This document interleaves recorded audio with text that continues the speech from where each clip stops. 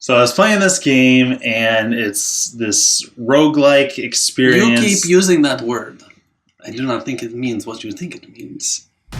Let's go!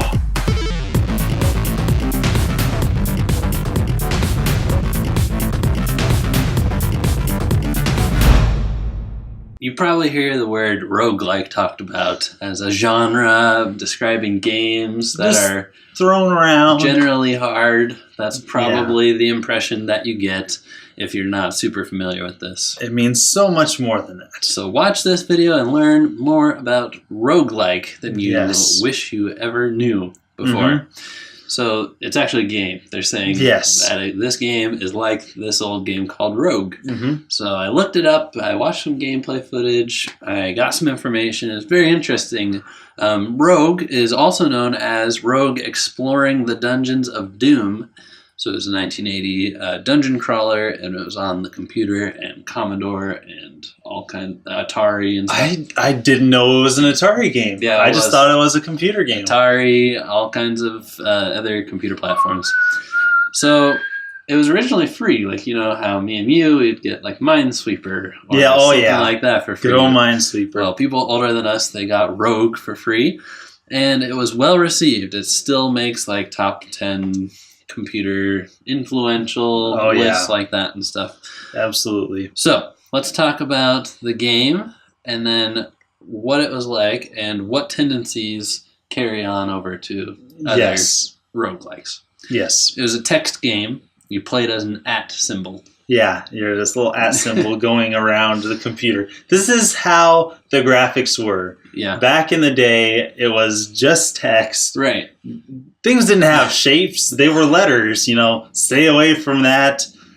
G over there, that's a really scary thing. It's a goblin. Yeah.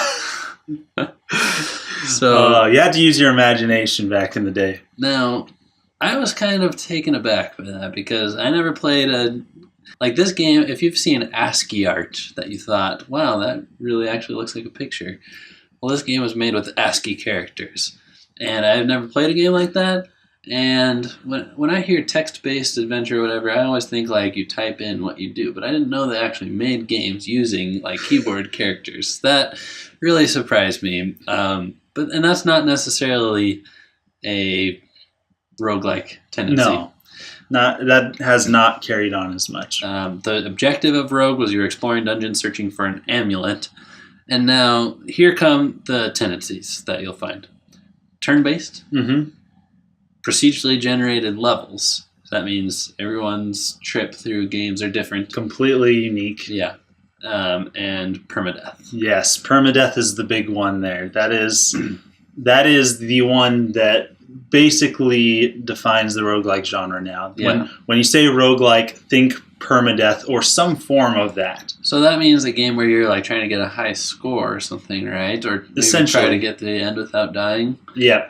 Okay. Sometimes there's not an end. You're just trying to get as far into these dungeons as you can. Mm-hmm. Very, very difficult games. I've played a few of them, and it's just very, very difficult. Let me just put it that way. Difficulty and heart-wrenching because I wasn't used to the genre. I didn't really experience the genre fully until I was already like an adult. I mean, I had played after you had already pounded the pavement. Exactly. I had pounded the pavement. I had gotten a job. My buddy Jordan gave me the game Fire Emblem, so that was my first experience with it, but it scared me so much that I didn't want to play it. I see. And then my friend Andrew, he's really into roguelikes, and so I had kind of my baptism by fire playing games with him, and it's like, but my character's dead! And it's like, yeah. And he's like, oh, yeah, just start over again. I'm like, I can't! That's awesome. Put so much effort into it. Yeah. So sad. But there are some on Nintendo consoles. Like I said, you're going to find these all over on PC. Yep. And some other consoles have them. But Nintendo, like I said, they have Fire Emblem. All right. Which they took out permadeath as a default on one of their more recent games, didn't they? Yeah, so it's an option at least, Mhm. but it is turn-based, and you are crawling through a lot of dungeons. Indeed. Yeah. Indeed. So that Not is, procedurally generated. They left that out. that's true. Yeah. This game, new game, Switch game, Tumbleseed. Yeah. That's another permadeath game. That's not turn-based, but Right. once again, procedurally generated, I believe. Yes, it is. Take And- some qualities, leave other ones. Mm-hmm. And we have Has Been Heroes, which is Ah. also procedurally generated and permadeath, I believe. see. So Wow. that is, I don't know, that it scares me. I mean, it's kind of like the same thing with the Nuzlocke run. I like, if your Pokemon dies, it's like, no, why? I don't You have know. to release it, right? Yeah, and then you have to release it or put it in the storage unit Oh, forever. that's awesome. But there are some games that I would like Nintendo to acquire Yeah. and put on their console. Mm-hmm. Rogue Legacy. I'm sure that you've heard of this game. Yep. No, It's I didn't. such an interesting idea. I didn't connect it in my mind to a roguelike at that time. I just thought it was in the name like Rogue Squadron or something. But this is a Right. game that is actually like paying homage to it. Right? Yes, indeed. Wow.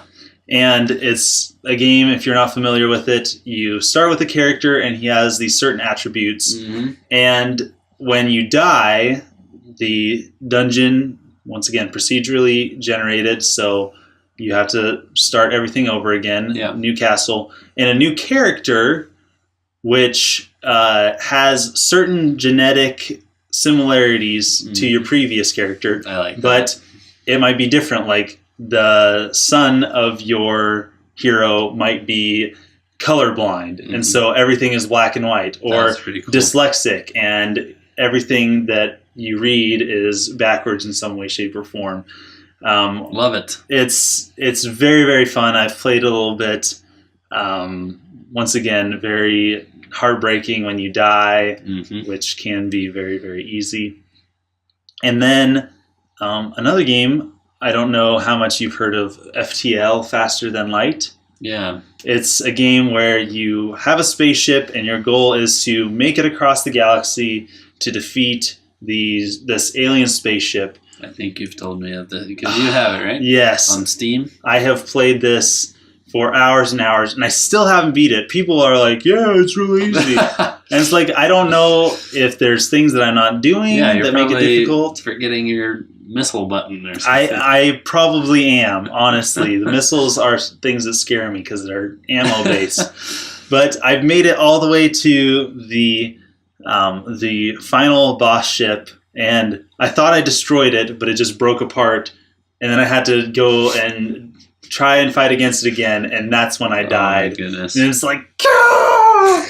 But I think that it's possible that they can adapt it to a Nintendo console. I know that it's a complicated game that requires a bunch of keys, but I think with the buttons and the way that even the touchscreen is available, I think it's doable, and I think it could be a lot of fun.